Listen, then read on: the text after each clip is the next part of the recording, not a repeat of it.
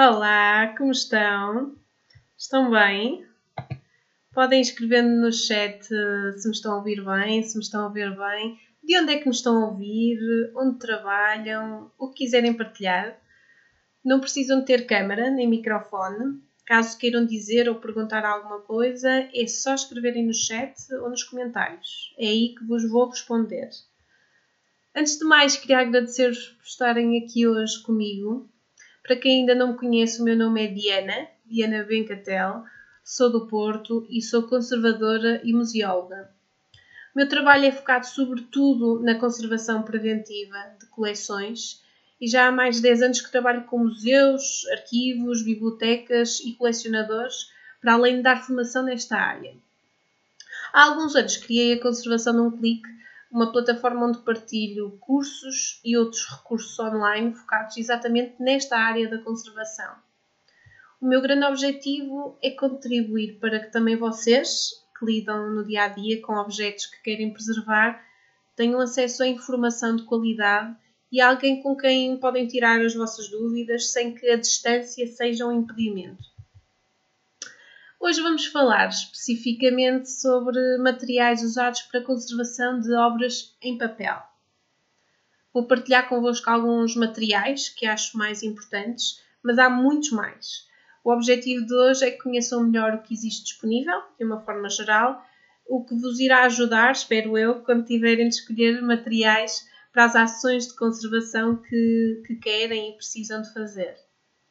Mais à frente vou falar-vos também sobre o curso de preservação de coleções em papel 360, onde podem aprender a usar os materiais e ferramentas de que vamos falar e muito mais. Vocês que estão aqui hoje comigo têm condições especiais, caso queiram inscrever, mas daqui a pouco já vos explico tudo. Depois também vou responder a algumas questões que me enviaram por e-mail, por isso fiquem comigo até ao final, que vai valer a pena. Relativamente ao certificado de participação, quem quiser pode fazer o download do certificado através do link que está aqui na descrição do vídeo. Basta imprimir e escrever o vosso nome. É muito simples. Então vamos lá começar. Acho que estamos todos prontos. Vou partilhar o meu ecrã.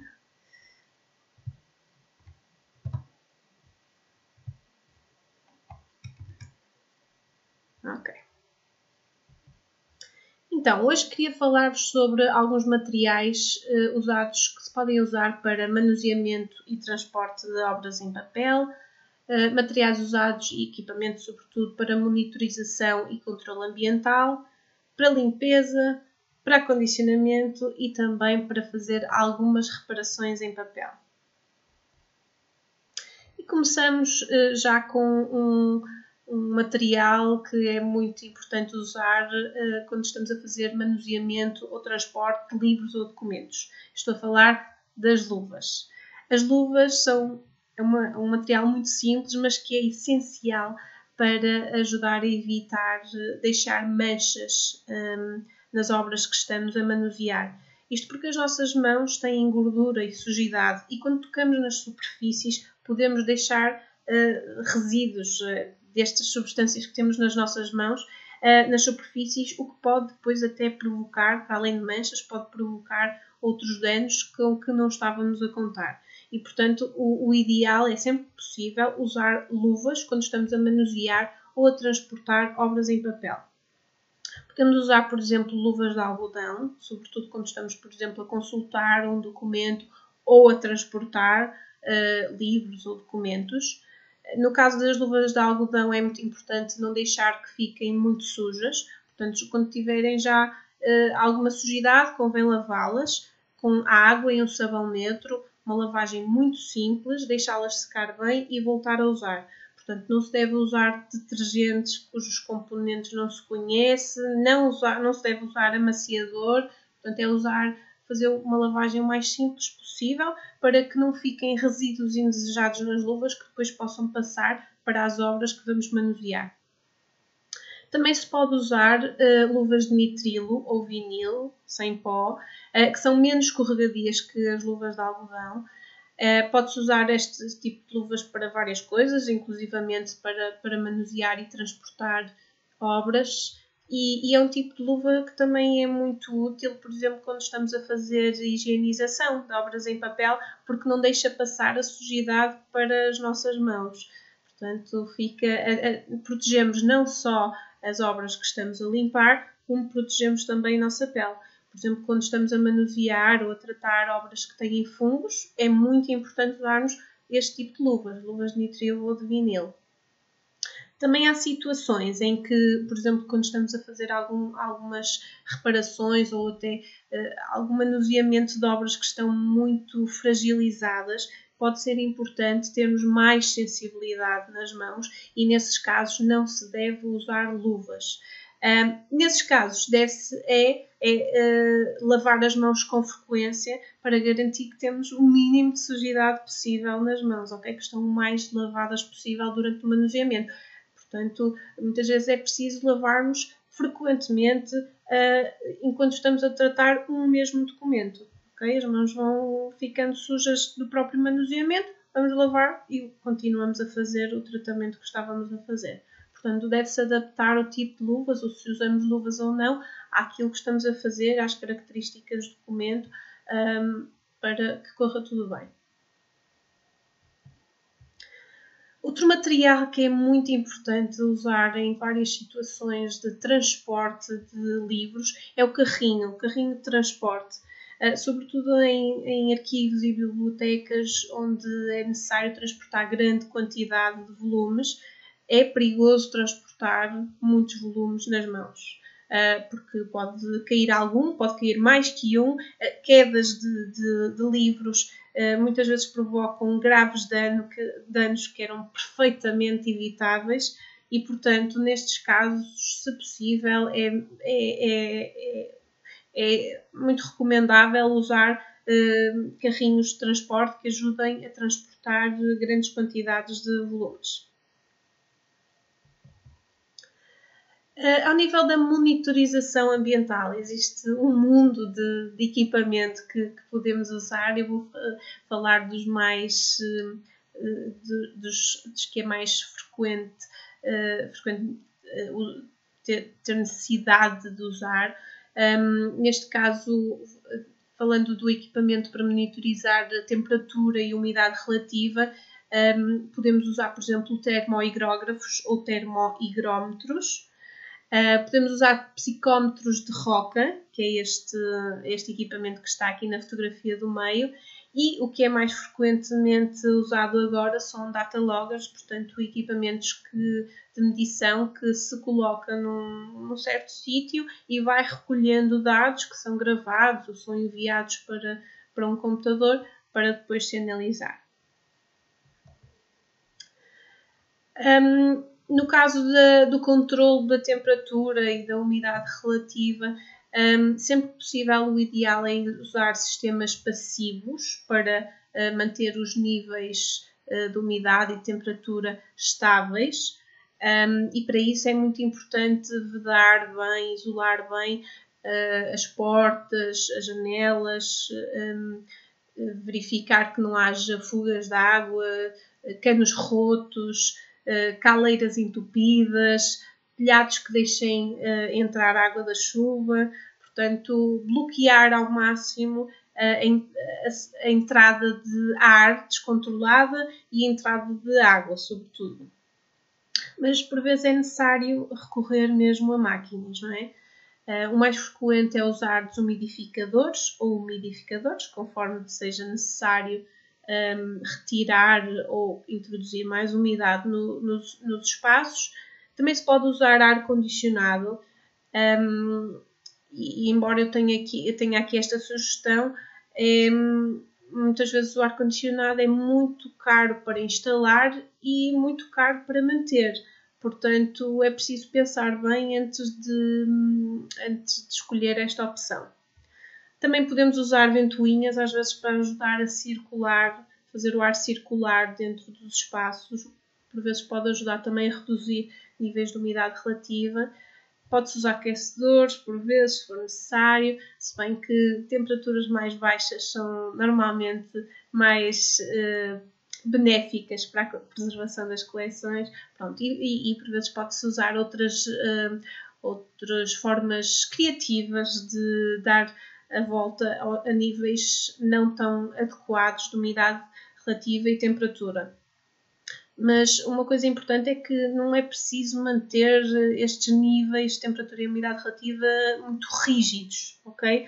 Podem ter ali uma margem, porque para os manter exatamente num valor específico vai-se gastar muita energia e, portanto, muito dinheiro em eletricidade, que é dinheiro que às vezes não existe, não podemos... Não é pelo menos o ideal gastar apenas naquilo. E as coleções muitas vezes aguentam um bocadinho mais de amplitude térmica e de umidade relativa. Portanto, é avaliar a que níveis é que a coleção está habituada a estar, porque se calhar aguenta níveis de umidade relativa e temperatura um bocadinho mais altos ou um bocadinho mais baixos. A nível da luz, da monitorização de luz, pode-se usar, por exemplo, um luxímetro para medir os níveis de luz visível. E pode-se usar, por exemplo, também dosímetros, que é o que vemos nesta imagem de baixo, em que colocamos o dosímetro na zona onde queremos perceber se a luz está ali, pode ali estar a provocar problemas nos objetos que ali vão estar expostos ou não, e a luz vai provocar o esvanecimento de cores deste dosímetro, e a partir daí do esvanecimento que ocorrer vamos perceber se há ali um problema maior ou menor. Mas nunca esqueçamos que a luz visível provoca danos em muitos objetos, e todos os objetos que sejam sensíveis à luz, e que o dano é cumulativo e irreversível. Mesmo que ponhamos o objeto depois no escuro, não volta a recuperar do dano que ocorreu. Em relação à radiação ultravioleta, falo-vos aqui, radiação ultravioleta não é útil para conseguirmos ver bem as obras, portanto o ideal é bloquearmos totalmente esta radiação. Na iluminação artificial, se possível, usar fontes de luz que não tenham radiação ultravioleta, e nas janelas deve-se bloquear colocando filtros que filtrem o máximo de radiação ultravioleta possível.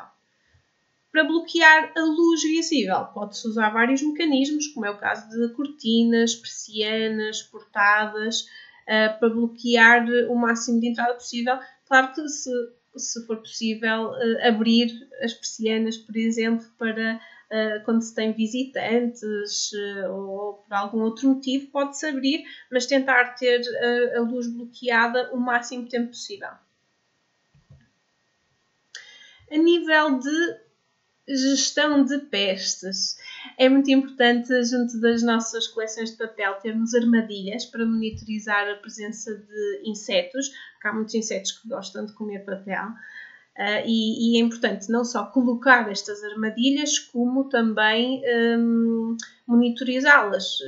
Eu normalmente vou ver todas as armadilhas uma vez por mês para ver que novos insetos é que ali estão, em quantidades, perceber se há algum problema ali que deva ter de ser resolvido. Pode-se comprar armadilhas já feitas.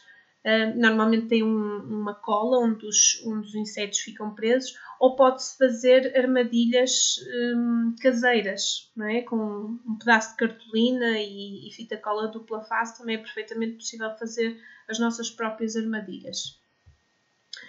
Para monitorizar a presença de poluentes, também há várias formas que se pode fazer. Pode-se usar, por exemplo, tubos de difusão, cupons metálicos e monitores de corrosão, que normalmente são colocados, por exemplo, no ar-condicionado. Pronto, também é uma coisa que, se quiserem saber mais, Eu tenho uma aula específica sobre este tema, portanto, os poluentes não é uma coisa que se monitorize em todo o lado tão frequentemente, por exemplo, como a temperatura e a umidade relativa, mas por vezes é necessário, por exemplo, se temos as nossas coleções numa zona em que estão muito expostas à entrada de poluentes de alguma indústria ou de trânsito, assim, pode ser preciso perceber se temos ali algum problema, níveis de poluição demasiado elevados. Entrando agora na limpeza das obras, em material que podemos usar para higienização. Antes de mais, queria dizer que é muito importante protegermos a nós próprios. Portanto, é muito importante usar luvas, como há bocadinho falámos, por exemplo, de nitrilo ou de vinil. Para limpeza, eu recomendo mesmo usar este tipo de luva. Também se deve usar uma bata, um fato protetor. Se necessário, deve-se usar máscara, por exemplo, quando estamos na presença de fungos ou muita quantidade de sujidade. E se necessário, também se deve usar óculos protetores para proteger os nossos olhos.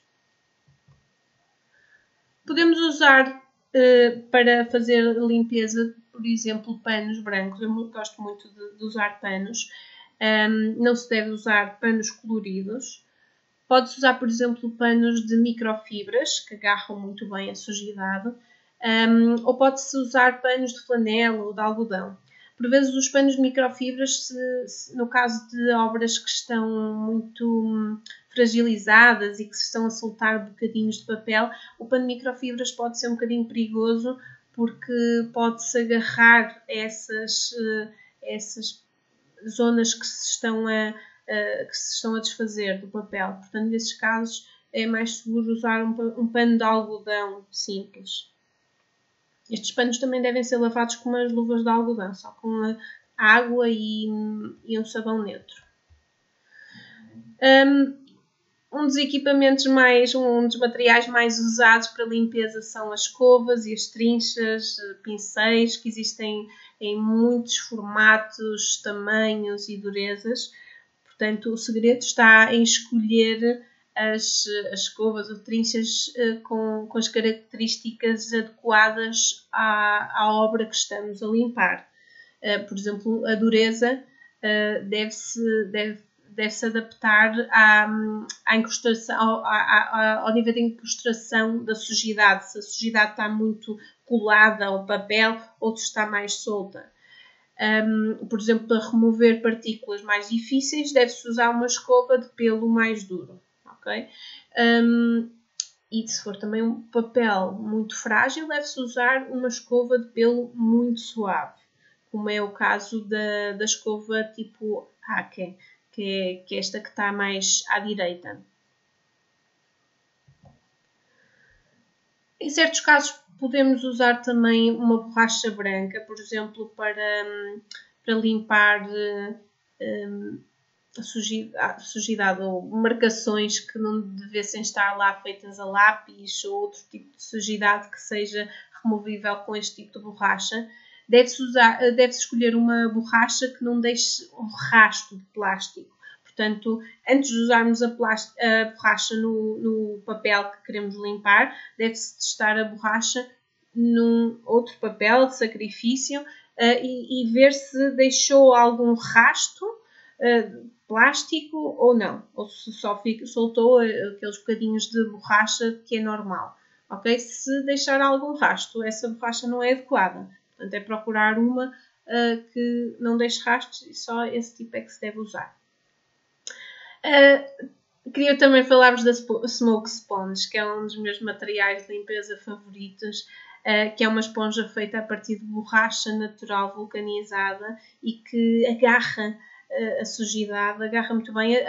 A sujidade vai deixando a borracha ou a esponja negra, como vemos aí nessa imagem, e depois pode ou lavar-se a esponja ou ir-se cortando as zonas que ficaram escuras.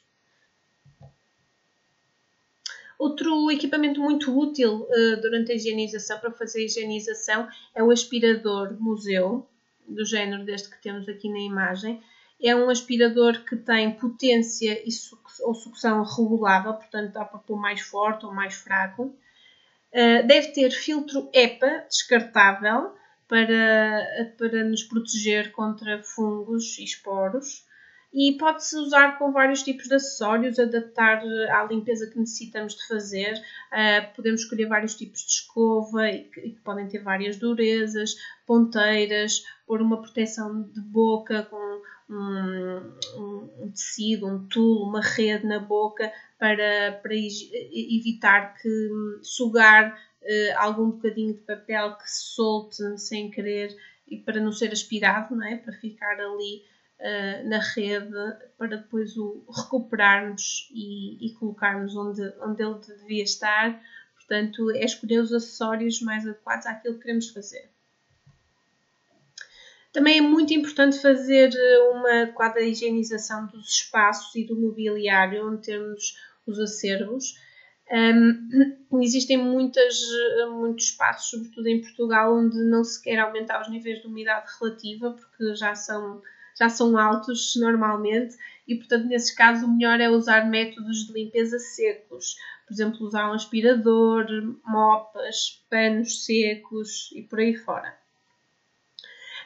Se os espaços forem muito secos, pelo contrário, pode-se limpar o chão usando alguma umidade, por exemplo, uma esfregona bem espremida. Neste caso pode-se usar detergentes suaves, sem lexívia, nem amoníaco ou outras substâncias corrosivas ou tóxicas. Muitas vezes o pessoal da limpeza gosta muito de limpar com detergente que deixa um cheirinho, mas esse cheirinho são substâncias que estão no detergente e que nós não sabemos se podem provocar algum dano nas obras que estão ali perto do chão que foi limpo com aquele detergente. Portanto, o ideal é limpar o chão se quisermos usar água, com água e um detergente o mais neutro possível, se possível sem cheiro, ok? O mais simples possível. Queria agora falar-vos de algum material que podemos usar para acondicionamento de obras em papel. Temos o papel isento de ácido, o papel de seda, também de pH neutro, que pode ser usado, por exemplo, para separar vários documentos, para forrar caixas, pode ter muitas utilidades. E também pode ser usado o papel cristal de pH neutro para este efeito. O papel branco de impressão de boa qualidade também pode ser útil, por exemplo, para separar folhas de um documento várias folhas, por exemplo, que estão fragilizadas. E se as quisermos separar, podemos colocar uma folha de papel entre cada uma. Pode-se usar também papel Canson. E é muito importante que não se use papel vegetal, papel de jornal, papel craft, nem quaisquer papéis com cor. Alguns destes papéis acidificam muito rápido e para além de que podem passar substâncias e cores que não queremos que passem para os nossos livros ou documentos. Também existem vários tipos de cartões que podemos usar, por exemplo, para fazer caixas, espaço-partos, envelopes.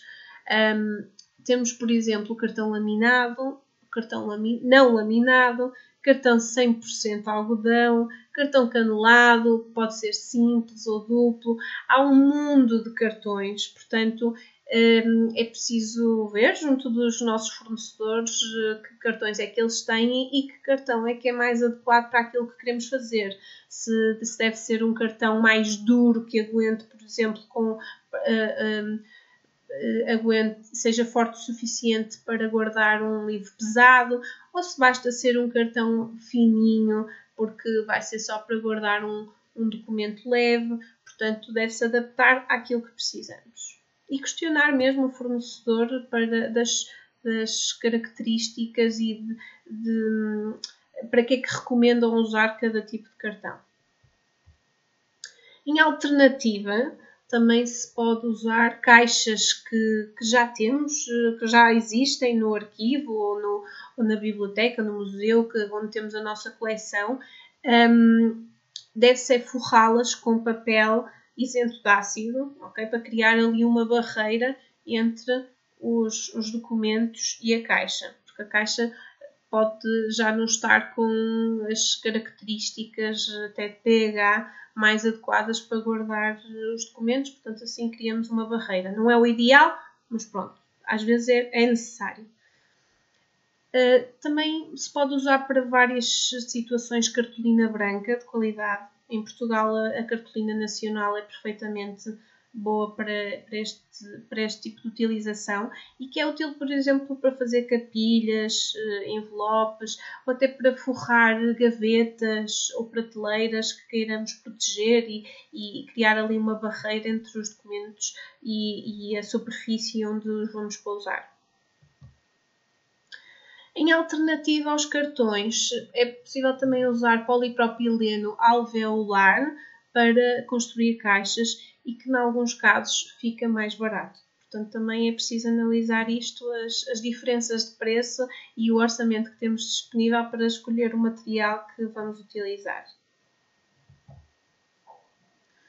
Um material também muito útil para acondicionar livros e documentos é o Melinex, que este é o nome comercial de uma película de poliéster transparente adequada para o material de arquivo. Pode ser usada para fazer invólucros que ficam transparentes e, portanto, conseguimos vê-los sem ter de os retirar do invólucro. Como temos aqui esse livro aí à direita. Os restos de Melinex normalmente eu guardo para usar para planificação. Para planificar, por exemplo, dobras em papel, uso o Melinex e uma dobradeira e passo a dobradeira ali sobre o Melinex que está sobre a dobra. E o que é que o Melinex faz? Faz de material de sacrifício. Portanto, em vez de estar ali a passar a dobradeira diretamente sobre o papel e sobre a dobra, o Melinex faz ali de barreira também e é o Melinex que fica todo riscado, não é? E o papel que está por baixo fica simplesmente planificado e sem este dano que o Melinex sofreu. Queria também falar-vos do tecido não tecido. Eu costumo usar o Rimmel, também é uma marca comercial. Este material pode ser usado, por exemplo, para fazer bolsas, para acondicionar documentos e para fazer reparações, algumas reparações em papel. Pode ser muito útil, é muito útil, porque em reparações que envolvem água e colas, porque serve evita que a cola, quando se usa cola ou água, tem de se colocar um papel mata-borrão em cima para absorver a umidade. Portanto, se não puséssemos nada entre o papel mata-borrão e o papel que estamos a tratar, estes dois papéis colavam. Portanto, coloca-se Rimmel entre os dois papéis e o Rimmel evita que os dois papéis fiquem colados, ok? Eu ensino a fazer tudo isto no curso que vos vou falar mais à frente, portanto pode parecer agora um bocadinho confuso, mas são técnicas muito simples e estes materiais realmente são muito úteis para aplicar estas técnicas.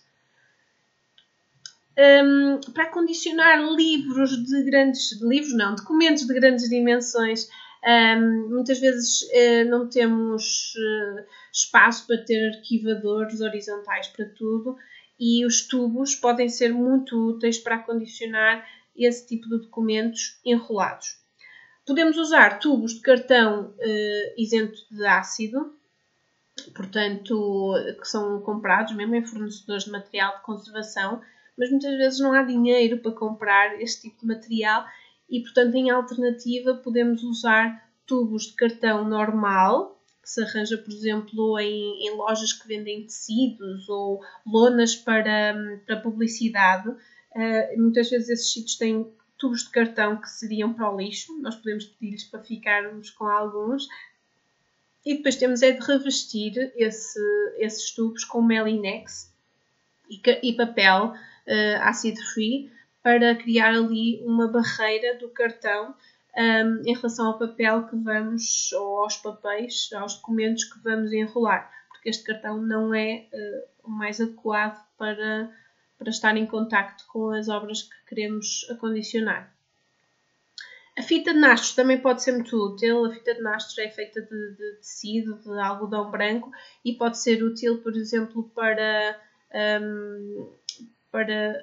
prender rolos ou para prender outros tipos de invólucros para ficarem bem fechados, para não se abrirem todos.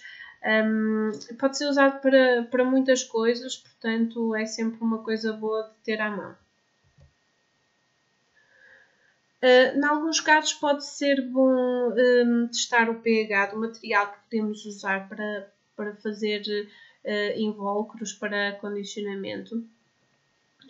Tanto material novo que venha dos fornecedores para confirmarmos se realmente está com o pH adequado, e material que já tínhamos para ver se o pH que tem é muito desadequado ou se até está ali nos limites aceitáveis. E para isso basta ter fitas de pH, água destilada e um frasco, não é preciso mais nada. Eu tenho no Instagram da Conservação num Clique um reel em que explico como é que se faz um teste de pH.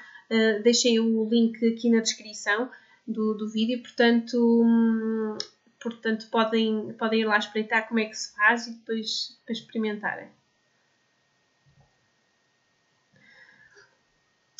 Também é importante ter um tapete de corte, uma placa de madeira que não tenha revestimento, para proteger a mesa onde vamos fazer os cortes necessários para fazer os nossos invólucros. E eu estou a falar em fazer os nossos invólucros porque muitas vezes fica mais barato fazermos as nossas próprias caixas, capilhas e envelopes do que comprar já feitos. E quando somos nós a fazer, também fazemos à medida, não é? A quantidade necessária, com as medidas que precisamos, exatamente. Portanto, para além de ficar mais barato, tem estas vantagens. Também é muito útil ter uma régua metálica, porque assim podemos fazer cortes à vontade, que a régua não se estraga e não deixa bocados de plástico para ali espalhados. É uma régua rija. E também vários instrumentos de corte. Necessitamos normalmente vários instrumentos de corte para fazer os invólucros, por exemplo, uma boa tesoura, um x-ato, um estilete, bisturi. Eu gosto muito de usar bisturi. E existem também instrumentos de corte específicos para abrir as janelas de passe-partout. Portanto, devemos adaptar os instrumentos de corte que temos disponíveis também às nossas necessidades. Temos também aqui alguns materiais que podemos usar tanto para acondicionamento como para algumas reparações. Temos a dobradeira, de que vos falei há pouco, que pode ser usada tanto para planificar papel que esteja dobrado, por exemplo, como também pode ser usada no acondicionamento para fazer vincos nas embalagens, por exemplo, para fazer as dobras que precisamos para caixas. A dobradeira pode nos ajudar a fazer essas dobras para ficarem direitinhas e bem vincadas. Pincéis vários. Normalmente precisamos de pincéis, por exemplo, para aplicar água ou para aplicar uso de adesivos, as colas que vamos utilizar. Pesos também são muito úteis para, por exemplo, para colocar sobre zonas que precisamos de colar, tanto quando estamos a fazer algum tipo de invólucro, como vários tipos de reparação. E como pesos podem servir pedras, saquinhos de areia, como vemos aí na imagem, livros pesados, outras coisas que se tenha à mão. Para fazer vários tipos de reparação, é muito útil usar papel japonês, que existe com diferentes gramagens, e o papel japonês também pode ser usado para fazer passe-partouts, para fixar as obras aos passe-partouts. O papel bata-borrão também é muito útil, também vos falei há pouco, não é? É muitas vezes usado quando se usa por algum motivo a água ou um adesivo, uma cola. Portanto, o papel mata-borrão ajuda a absorver a umidade, a absorver mais rapidamente, para evitar que o papel em que usamos a água fique deformado e fique ali úmido durante muito tempo. O papel mata-borrão acelera essa remoção da umidade do papel que estamos a tratar. Os adesivos que eu mais uso são adesivos à base de água, como a metilcelulose e a cola de amido, por exemplo, para reparar rasgões e cortes, para reintegrar folhas soltas, reintegrar capas soltas. E por vezes é necessário usar também PVA, que é uma cola branca adequada para conservação. Não é a cola branca que os carpinteiros usam, ok? Tem de ser uma cola branca, um PVA adequado para conservação, que é adquirido exatamente em fornecedores de material de conservação. Por vezes também se pode usar fitas adesivas de conservação, que só se deve usar mesmo em obras que não têm valor nenhum, que são de uso muito corrente, porque este tipo de fita é um bom substituto da fita adesiva comum, mas apesar de dizerem normalmente nas embalagens que é reversível, que se tira facilmente, se calhar tira-se facilmente no minuto depois de serem colocadas, mas depois de estarem lá algum tempo são de difícil remoção. Portanto, não devem ser aplicadas em obras antigas, valiosas, frágeis. Portanto, é usar só naqueles livros que não têm valor nenhum e que têm de ser muito usados. Por exemplo, cá em casa uso nos livros infantis da minha filha que estão destruídos e que precisam de continuar a ser usados e, portanto, aplico as fitas necessárias e os livros ficam ali prontos para serem usados durante mais algum tempo. E quando acabar a vida daqueles livros, acabou e sem ter havido problema de usar este tipo de fita. As fitas que mais uso são a Filmoplast P, que é uma fita quase transparente, que uso normalmente para reparar rasgões ou cortes e para reintegrar folhas soltas. Também uso a Filmoplast P90, que é uma fita de papel opaco, que uso para reintegrar folhas soltas e capas soltas. E por vezes uso a fita Filmoplast SH, que é uma fita de tecido, que uso para reintegrar capas soltas que sejam mais pesadas, aquelas capas duras que são mais pesadas. E onde é que se pode encontrar este material todo que falámos? Em sítios muito diferentes, não é? Alguns encontram-se especificamente em fornecedores de material de conservação. Portanto, peçam preços a vários fornecedores, comparem preços e se possível, até comprem em conjuntos para em vez de ser um material de cada vez, para pouparem nos portos, porque realmente gasta-se bastante a encomendar material de conservação. Há algumas coisas encontram-se em lojas de equipamento de laboratório, equipamentos de monitorização, por exemplo, muitas vezes encontram-se em fornecedores de equipamento eletrónico e há muita coisa que se encontra em papelarias de material de artes e outras ainda que se encontram em supermercados muito facilmente. Depois há alguns materiais muito específicos que se encontram em fornecedores muito específicos, mas isso também vão avaliando caso a caso onde é que ando a arranjar, qual é o melhor sítio para arranjar os materiais. Também qualquer dúvida podem perguntar-me e se conseguir ajudo. E tal como prometido, antes de irmos às perguntas, podem ir deixando as perguntas que tiverem no chat ou nos comentários, lembrem-se. Antes de responder às vossas perguntas, umas perguntas que me enviaram por e-mail, queria falar-vos sobre o curso de preservação de coleções em papel 360, cujas inscrições vão estar abertas apenas durante esta semana. E o que é que aprendem os meus alunos neste curso? Aprendem a identificar danos e fatores de dano mais frequentes em obras em papel e as técnicas necessárias para prevenir danos e perdas, que é o nosso principal objetivo, é prevenir os problemas. Isto inclui, por exemplo, aprender a monitorizar e a controlar vários aspectos do ambiente onde estão as coleções, como é o caso da temperatura, da umidade relativa, da luz, das pestes, dos poluentes. Hoje falámos muito daquele equipamento que se pode usar para monitorização e controle e no curso aprofundamos muito mais isso, vemos como é que se deve fazer. Ensino também boas práticas de manuseamento e limpeza, por exemplo, como é que se deve limpar um documento. Aqui falámos dos materiais, no curso explico como é que se deve fazer a limpeza propriamente dita. Também vão aprender a condicionar livros, documentos, desenhos, mapas, fotografias em papel, portanto, vários tipos de obras em papel e a fazer diferentes tipos de invólucro. Portanto, eu ensino passo a passo como é que se fazem caixas, capilhas, envelopes, portfólios, passe-partout e outro tipo de embalagens e que materiais é que devem ser usados para fazer os invólucros.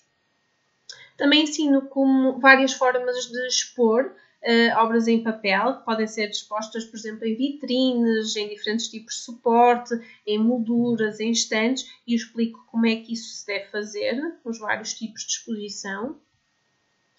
Ensino também a reparar danos comuns em papel, como é o caso dos rasgões e cortes, a reintegrar folhas soltas e capas soltas e a planificar papel. Portanto, ensino as técnicas necessárias para saber fazer isto com o papel japonês e com aquelas fitas de que falámos há pouco. E o curso também inclui 3 módulos extra que são muito úteis para muita gente. Um de preservação de fotografias em papel, outro de tratamento de papel com fungos, onde ensino, por exemplo, a fazer limpeza específica de documentos que tenham fungos, e um módulo sobre preservação de documentos de grandes dimensões. O curso inclui mais de 100 aulas, algumas delas em vídeo, são tutoriais, e todas elas em português. Eu sei que muitos de vocês têm noção que a maior parte da bibliografia, da informação que existe sobre preservação de papel, de livros e documentos está em inglês. Portanto, aqui este curso tem a grande vantagem de ter tudo em português, o que torna muita informação mais acessível. O curso inclui também alguns bónus, e-books úteis para usar no dia-a-dia, tabelas de monitorização, instruções para fazer armadilhas caseiras, a minha preciosa lista de fornecedores. Portanto, são bónus que vos são realmente muito úteis. No fim, recebem certificado de participação no curso e este tipo de curso tem uma grande vantagem que é dar flexibilidade a quem o está a fazer, porque pode-se fazer ao nosso próprio ritmo e em qualquer sítio, basta ter acesso à internet.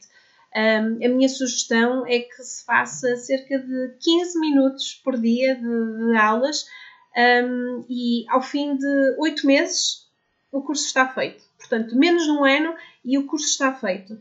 Às vezes temos a sensação que não temos tempo para fazer um curso e não temos tempo para fazer um curso grande, mas um bocadinho por dia é o suficiente para o fim de algum tempo, não tanto tempo assim, o curso estar feito, estar concluído. E suponhamos até que agora a maior necessidade é para aprender a fazer invólucros para acondicionar adequadamente alguns documentos. Pode servir só essas aulas, ok? Aprender o que for preciso e quando houver necessidade e tempo também para aprender, não é? Necessidade de aprender outro tipo de intervenções, vai-se assistir às aulas correspondentes a essas ações. Portanto, é a grande vantagem também do curso ser vitalício, o acesso ao curso é vitalício, portanto, inscrevem-se e têm acesso para sempre ao curso. E, portanto, podem usá-lo também como guia. Às vezes, podem fazer o curso, mas mais tarde esquecerem-se de alguma coisa, alguma informação que naquele momento era útil. Então, vão espreitar ao curso o que é, como é que se deve fazer, como é que não se deve, que produtos se deve usar. É útil, é muito útil a esse nível. Os meus alunos têm também acesso a uma comunidade exclusiva para tirarem dúvidas a qualquer momento comigo. E também tem um desconto junto do meu fornecedor de material de conservação favorito, que é a Agar Agar, com quem temos uma parceria e, portanto, também pode ser muito útil para comprar alguns materiais de conservação. Ora bem, este curso custa 450 €, mas para vocês que estão aqui hoje comigo, tenho condições muito especiais para se quiserem inscrever.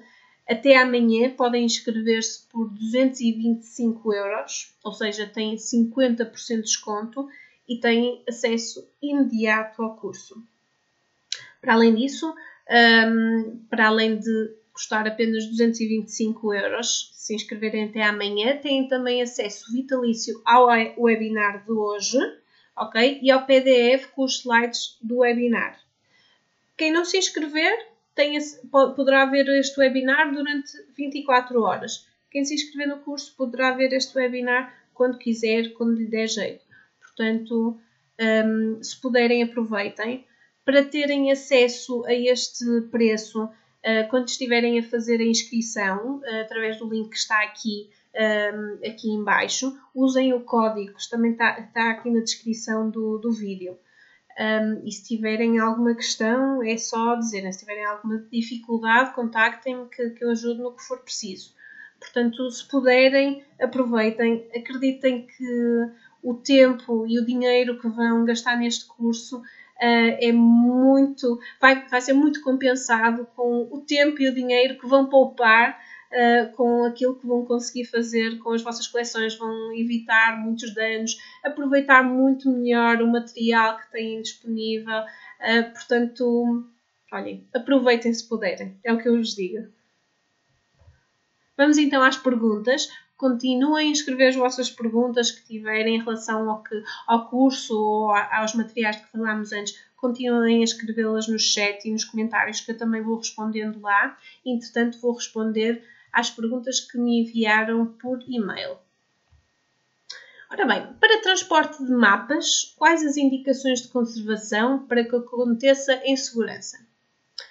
Ora bem, depende bastante das características dos mapas, em concreto da sua dimensão, do tamanho. Normalmente os mapas, em muitos casos, são grandes, não é? São documentos de grandes dimensões, que neste caso podem ser transportados em caixas e muitas vezes é mais fácil de serem transportados em rolos, por exemplo.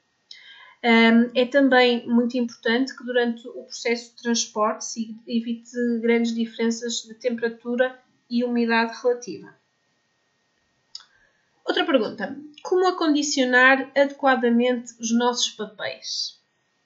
Ora bem, antes de mais, é essencial usar mobiliário e invólucros feitos com materiais apropriados para acondicionar material arquivístico, não é?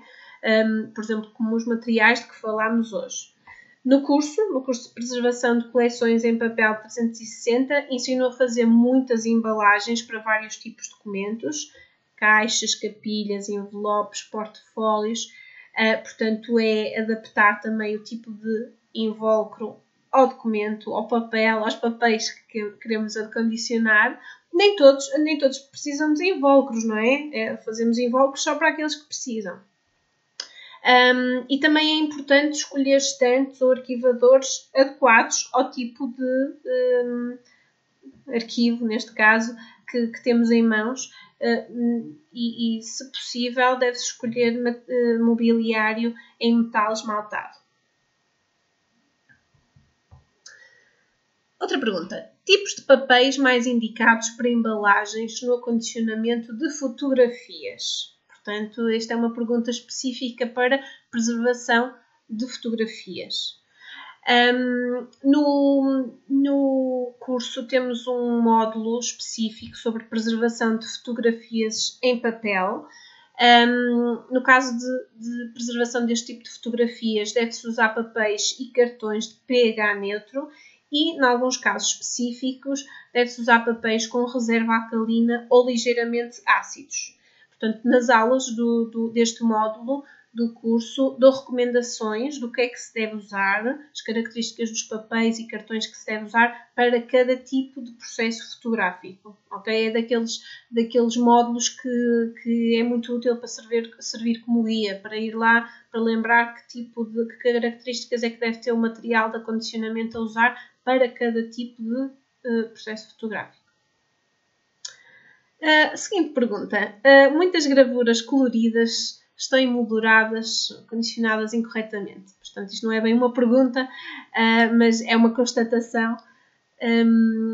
Isto realmente acontece com muitos documentos, muitas gravuras, fotografias, enfim, com muitos materiais, e isto pode provocar vários tipos de dano.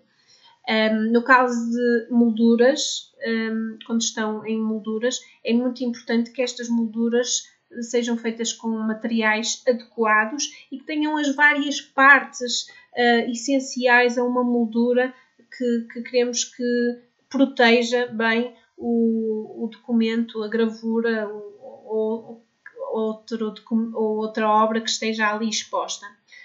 Se quiser recorrer a uma loja de molduras para fazer a moldura, deve-se escolher uma loja que esteja habituada a fazer molduras para museus, porque assim temos a certeza que vai ter os componentes necessários e que vai usar materiais adequados e seguros para a preservação da obra que queremos expor desta forma. Vamos para a nossa última pergunta, estamos quase a terminar. Como evitar e retirar o cheiro a mofo característico de livros velhos? Ora bem, em primeiro lugar, é essencial que se tente manter os níveis de umidade relativa do espaço onde estão os livros abaixo dos 60%. Eu sei que às vezes é difícil, mas pronto, fazer os possíveis. Se forem documentos muito importantes, pode ser útil criar um microclima e talvez colocar sílica gel junto das obras para garantir que pelo menos dentro daquela caixa, dentro daquela gaveta, o que for, os níveis de umidade relativa estão mais baixos e que não se desenvolvem ali fungos. É também muito importante arejar os espaços. Isto também ajuda a reduzir que os fungos se desenvolvam. Depois, recomendo também que se limpe os livros, se possível folha a folha, e que se use aspirador com filtro EPA, como falámos mais atrás, e também se pode usar escovas e panos. Eu no curso também explico que cuidados de limpeza é que se deve ter com as escovas e com os panos depois de limpar fungos. Isso é muito importante para depois não ficarem as próprias escovas e panos com os fungos ali a desenvolverem-se. E não se esqueçam de, quando limpam livros ou documentos com fungos, usarem equipamento de proteção pessoal para os fungos não se tornarem um problema nosso, não é? Para a nossa pele, para a nossa respiração, o que for, para não provocarem danos indesejáveis em nós. Também é possível tentar remover alguns fungos.